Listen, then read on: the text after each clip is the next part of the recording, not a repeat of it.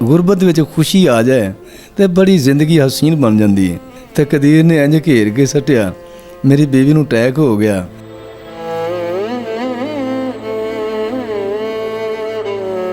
ਤੇ ਮੈਂ ਫਿਰ ਇਹਦਾ ਬਾਜ਼ੂ ਬਣਿਆ, ਮੈਂ ਇਹਦੀਆਂ ਅੱਖਾਂ ਬਣਿਆ, मैं इंदा सब कुछ बन गया। मैं अपनी जी जिंदगी सी मैं इहदे नामे ला दी। अस्सलाम वालेकुम, आप देख रहे हैं औसाफ डिजिटल, मैं हूँ ज़ुबैर अवान। नाज़रीन, ये लाहौर का इलाका ठोकर नियाज़ बेग है, जिसके आज एक मैं छोटे से घर में मौजूद हूँ। इस छोटे से घर का ये एक कमरा है जहाँ की लाइट कटी हुई है। इसी छोटे से कमरे के अंदर ये एक माँ जी हैं जो कि वक्फे के बाद धाड़े मार मार के रोने लग जाती हैं। इन्हें कुछ अरसा कबल फालिज का अटैक हुआ, इनका ये हाथ मुड़ा हुआ है, जबकि ये जो इनकी टांगें हैं ये काम नहीं करती। इनके ये 2 बच्चे हैं, एक छोटी सी बेटी है, जबकि इनके साथ खामद भी मौजूद हैं।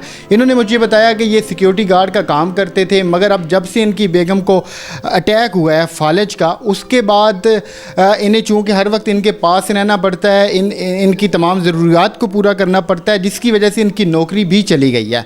अब मज़ीद क्योंकि माँ जी तो बात नहीं कर सकती, इनके ये जो खामद है मैं इनसे बात करता हूँ, इनसे ये सारे हालात के बारे में हम पूछते हैं। अस्सलाम वालेकुम। वालेकुम सलाम, बिस्मिल्लाहिर्रहमानिर्रहीम। आपकी जो बेगम है, इन्हें फालिज का अटैक कब हुआ, शादी से पहले या फिर शादी के बाद?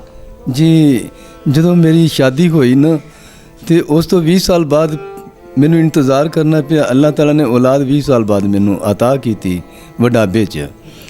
ਵਡਾਬੇ ਦੇ ਵਿੱਚ ਜਦੋਂ ਮੈਨੂੰ ਔਲਾਦ ਅੱਲਾਹ ਤਾਲਾ ਨੇ ਅਤਾ ਕੀਤੀ ਤੇ ਮੈਂ ਬੜਾ ਖੁਸ਼, ਮੇਰੀ ਬੀਵੀ ਬੜੀ ਖੁਸ਼।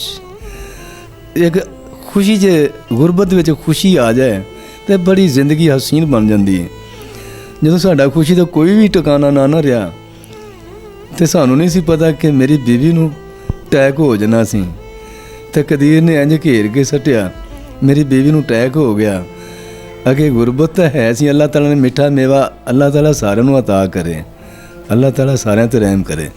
ਮਿੱਠਾ ਮੇਵਾ ਅਤਾ ਕੀਤਾ ਤੇ ਉਸ ਤੋਂ ਬਾਅਦ ਬੀਵੀ ਫਾਲਤ ਅਟੈਕ ਹੋ ਗਿਆ। ਜਦੋਂ ਫਾਲਤ ਅਟੈਕ ਹੋ ਗਿਆ ਮੈਂ ਦਰ ਦੇ ਡਾਕਟਰਾਂ ਕੋਲ ਬੜੇ ਕੋਲ ਗਿਆ। ਯਕੀਨਨ ਇਹ ਮੇਰੀ ਦਾਸਤਾਨ ਸੱਚੀ ਹੈ ਔਰ ਇਹਦੀ ਮੈਂ ਡਾਇਰੀ ਵੀ ਲਿਖਣਾ ਚਾਹੁੰਦਾ।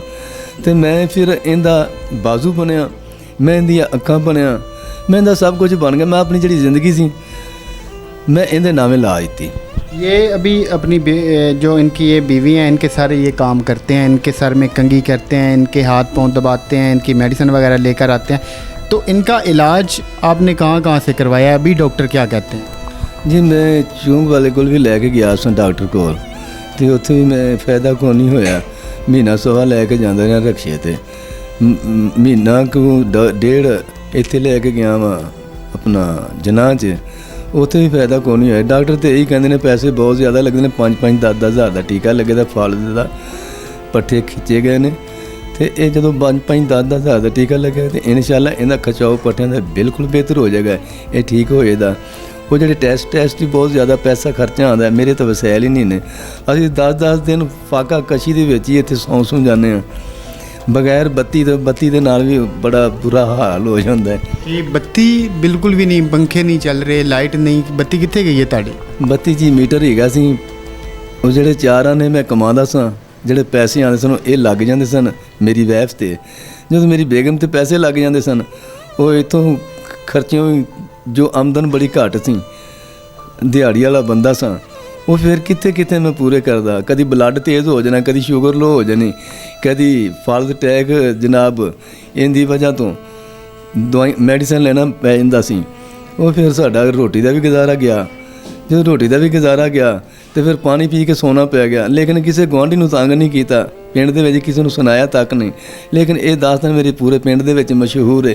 ਇਹ ਹਲਫੀਆ ਮੈਂ ਗੱਲ ਕਰ ਰਿਹਾ, ਇਹਦੇ 'ਚ ਕੋਈ ਝੂਠ ਨਹੀਂ। ਅੱਛਾ, ਇਹ ਕੋਈ ਗੱਲਬਾਤ ਕਰਦੇ ਨੇ, ਬੋਲਦੇ ਨੇ?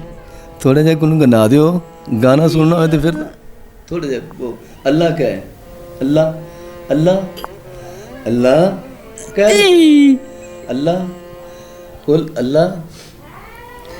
इंशाल्लाह तेरा इलाज होएगा, इंशाल्लाह तेरा इलाज होएगा। अब ये इनकी कंडीशन देख सकते हैं कि ये अभी तक रो रही हैं और पट्ठा इनका खिंचा गया, लत्त का पट्ठा खिंचा गया। इनू मेरे ख्याल 3 साल हो चले ने। तो ये ऐसे ही रोती रहती हैं? नहीं, ਬੜੀ ਖੁਸ਼ ਮਿਜ਼ਾਜ ਦੀ ਹੈ, ਬੜੀ ਖੁਸ਼ ਮਿਜ਼ਾਜ ਦੀ। ਤੇ ਜਦੋਂ ਤੁਸੀਂ ਆ ਜਾਂਦੇ ਤੇ ਮੈਂ ਆਪਣੀ ਦੁਖੀ ਦਾਸਤਾਨ ਸੁਣਾਉਣਾ ਨਾ ਤੇ ਇਹ ਫਿਰ ਆਟੋਮੈਟਿਕ ਰੋਣਾ ਸ਼ੁਰੂ ਕਰ ਦਿੰਦੀ ਹੈ। ਵੈਸੇ ਤਾਂ ਬੜੀ ਹਸਮੁਖ ਹੈ ਜੀ। ਹੁਣ ਤੁਸੀਂ ਕਿਧਰੇ ਨੌਕਰੀ ਕਰ ਰਹੇ ਹੋ ਜਾਂ ਨਹੀਂ ਕਰ? ਜੀ ਮੈਂ ਨੌਕਰੀ ਕਿਵੇਂ ਕਰਾਂ, ਮੈਂ ਇਹਨੂੰ ਕਿਵੇਂ ਛੱਡ ਕੇ ਜਾ ਸਕਣਾ ਵਾ? ਮੈਂ ਭੁੱਖਾ ਮਨਜ਼ੂਰ ਕਰ ਲੈਂਦਾ ਵਾਂ, ਮੈਂ ਫਾਕਾ ਕਸ਼ੀਆਂ ਕਰ ਲੈਂਦਾ ਵਾਂ, ਲੇਕਿਨ ਇਹਨੂੰ ਕੌਣ ਪਾਣੀ ਪਿਆਏਗਾ? ਇਹਦਾ ਸਭ ਕੁਝ ਕੌਣ ਕਰੇਗਾ? ਇਹਨੂੰ ਵਾਸ਼ਰੂਮ ਦਾ ਟਾਈਮ ਕੌਣ ਨਹੀਂ, ਕੌਣ ਕੱਪੜੇ ਧੋ ਕੇ ਦੇਗਾ, ਆਟਾ ਕੌਣ ਗੁੰਨ ਕੇ ਦੇਗਾ? ਬੱਚੇ ਸਾਰੇ ਤੁਹਾਡੇ ਛੋਟੇ ਨੇ ਜਾਂ ਕੋਈ ਵੱਡਾ ਵੀ ਹੈ? ਬੱਚਾ ਵੱਡਾ ਨਹੀਂ, ਬੱਚੇ ਛੋਟੇ ਨੇ ਮੇਰੇ ਜੀ। ਤੇ ਇਹਨਾਂ ਦੇ ਜਿਹੜੇ ਭੈਣ ਭਰਾ ਨੇ ਜਾਂ ਤੁਹਾਡੇ ਨੇ ਉਹ ਕਿੱਥੇ ਨੇ? ਇਹਦੀ ਵਾਲਦਾ ਫੌਤ ਹੋ ਗਏ ਨੇ, ਇੱਕ ਦੋ ਭਰਾ ਹੀ ਗਏ ਨੇ, ਲੇਕਿਨ ਉਹ ਇਹ ਤੋਂ ਬਹੁਤ ਜ਼ਿਆਦਾ ਦੂਰ ਰਹਿੰਦੇ ਨੇ। ਕਮ ਸੋ ਕਮ ਉਹ ਪਿੰਡੀ ਪੱਟੀਆਂ ਦਾ ਇਲਾਕਾ ਹੈ ਜਿੱਥੇ ਉੱਥੇ ਜਨਾਬ ਖੇਤੀਬਾੜੀ ਕਰਦੇ ਨੇ, ਲੇਕਿਨ ਉਹ ਵਿਚਾਰਾ 5-5 7-7 ਬਾਲ ਨੇ, ਝੁੱਗੀਆਂ ਪਾ ਕੇ ਦੁਹਾਣੇ ਲਾ ਰਹੇ ਨੇ, ਆਪਣਾ ਦੁਹਾਣੇ ਦਾ ਕਾਰੋਬਾਰ ਕੀਤਾ ਹੈ, ਲੇਕਿਨ ਉਹ ਇੰਨਾ ਖਾਸ ਵਿਚਾਰਿਆਂ ਦਾ ਕਾਰੋਬਾਰ ਨਹੀਂ ਹੈਗਾ ਜਿਹੜਾ ਆਪਦੀ ਭੈਣ ਨੂੰ ਕੋਈ ਰਿਲੀਫ ਦੇ ਸਕਣ ਜਾਂ ਇਹਦੇ ਤੇ ਮਾਰ ਮਿਟ ਸਕਣ। ਨਹੀਂ, ਇਹਨੇ ਇਸ ਕਾਬਲ ਨਹੀਂ ਹੈਗਾ। ਹੁਣ ਤੁਸੀਂ ਸਾਡੇ ਵੇਖਣ ਵਾਲਿਆਂ ਨਾਲ ਕੀ ਮੁਤਾਲਬਾ ਕਰੋਗੇ? ਮੈਂ ਤਾਂ ਜੀ ਇਹ ਮੁਤਾਲਬਾ, ਸਭ ਤੋਂ ਵੱਡਾ ਮੇਰਾ ਮੁਤਾਲਬਾ ਜੀ ਇਹ ਵੇ, ਜ਼ਿੰਦਗੀ ਹਾਲਾਤ ਬੜੀ ਮੈਨੂੰ ਦੂਰ ਤੱਕ ਲੈ ਗਈ ਹੈ। ਮੈਂ ਆਪਣੀ ਬੀਵੀ ਦਾ ਸਾਥ ਵੇਖੋ ਨਹੀਂ ਛੱਡਿਆ। ਬੰਦੇ ਨੂੰ ਹੌਸਲਾ ਨਹੀਂ ਹਾਰਨਾ ਚਾਹੀਦਾ, ਚਾਹੇ ਇਨਸਾਨ ਦੇ ਉੱਤੇ ਦੁੱਖ ਸੁੱਖ ਜਿੰਨਾ ਵੀ ਆ ਜਾਏ, ਹੌਸਲਾ ਨਹੀਂ ਹਾਰਨਾ ਚਾਹੀਦਾ ਬੰਦੇ ਨੂੰ। ਇਸੇ 'ਚ ਹੀ ਰੱਬ ਦੀ ਤਰਫੋਂ ਸਭ ਕੁਝ ਹੁੰਦਾ ਹੈ।